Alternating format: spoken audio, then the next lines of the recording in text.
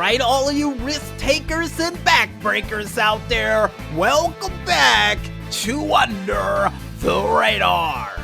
And now it's time for us to see which one of you crazy stunners is gonna try to hop like a rabbit right over something dangerous to end up on this show as we get ready to leap into a very special post-Easter edition of the Wild World of Stunts.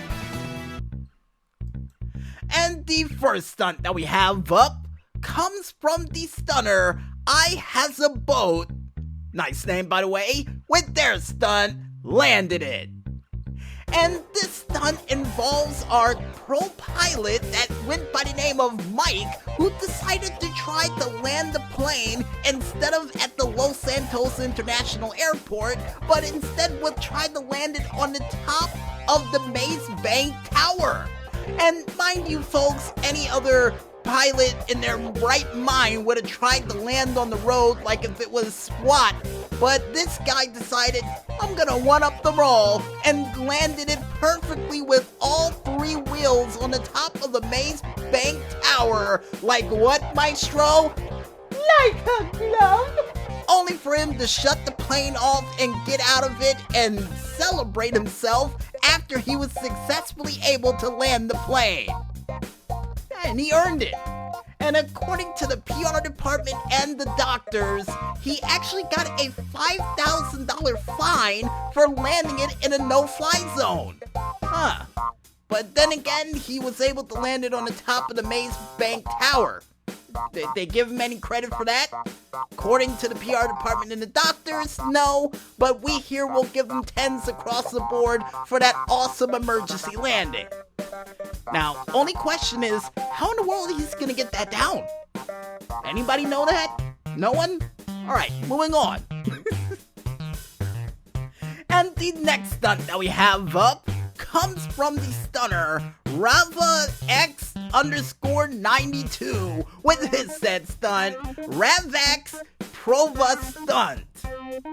And what sort of Prova stunt that Rav is trying to pull off tonight? Well, we're gonna call him Rav for short, even though we know his name is Ravix, would decide to go to the old construction site just near the outskirts of the Grand Snore Desert with his brand new car to try to jump directly into the parking lot and would be able to do so. Because this guy would be able to go all the way back toward the end of that racetrack near the construction site, drive straight up, jump into the air like a bird, and land on all four wheels like what, Maestro? Like a glove? Only for him to T-bone the side of someone's car and give it a little bit of a trip to Outback Steakhouse because apparently when he landed, he messed up his brakes. And during that process, the whole car had to be stopped by a Prius. Yeah, these things happen in the wild world of stunts, but unfortunately for him, that car was heavily insured, so he now owes that guy well over $5,000 in damages. And the reason why that is, folks, apparently all the airbags went off on that car all at once when he hit it from the side like that. Yeesh. Yeah, I knew those cars had a lot of airbags, but according to eyewitnesses, it looked like a giant, oversized Nerf football after he hit it. I can imagine that. You know, a giant white Nerf football. Even though the car was black, but the airbags were white. Yeah, it happens. It happens. Anyway, folks, the next stunt that we have up comes from the stunner Abe Burnett with his stunt, Dr. Moron. Great title for this, and how in the world this guy got his PhD in absolute stupidity? Well, this guy, Dr. Moron here, we might as well go by his doctorate name, actually tried to jump into the Bolingbroke prison and would decide to use an Evel Knievel ramp to try to make his way in. And was this man successful? Well, according to the PR department and the doctors, he would have been successful if he didn't do a front flip for style during this said stunt. Yeah, he would front flip his way right into Bolingbroke Prison and would land directly on the roof on the head of the vehicle itself, but still the wheels would not hit the ground because he would land upside down there afterwards and would say, how in the world am I going to get off this roof? I know, I got a brilliant idea, and would decide to jump off the roof and land back first and spine first. You know what, we might as well say spine and tailbone first on the ground on solid concrete. Ouch! Ooh, that had to hurt. And according to the doctors, Dr. Moron here actually almost broke his spine upon landing, but instead would break his tailbone because that suffered most of the impact. Ugh. So, in the words of Ernie Devlin here, this guy would almost suffer a fractured ass from trying to jump over the top of Bolingbroke Prison. What's wrong with this guy? He should be healing people, not hurting himself. And besides Dr. Moron showing us how he earned his PhD in the first place, the next stunt that we have up comes from the stunner Pseudo Nimble with his said stunt, Bandito Time.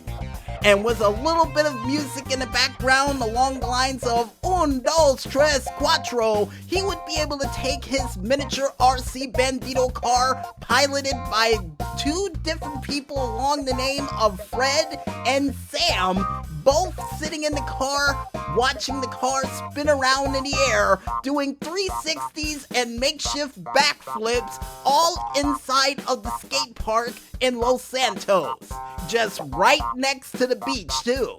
And the fact that they were able to pull this off and land all of those tricks on all four of their little tiny micro machine wheels like what, Maestro? Like a glove? Is very, very impressive. And not to mention, I'm wondering how in the world they were able to get inside that tiny car.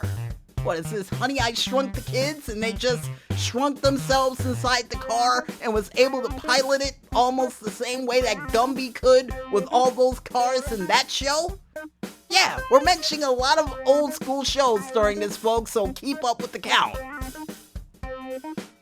Anyway, besides those old school show mentionings, folks, the PR department and the doctors, along with the Maestro, give this stunt a perfect 10. So congratulations to those out there, and, write us back and tell us how you got in that small car, because I'm very interested. And the last but not least stunt that we have up for this week, besides micro machines literally and figuratively, comes from the stunner Alice with an underscore after every letter in her name with her said stunt, I tried climbing down Chiliad in Sanchez.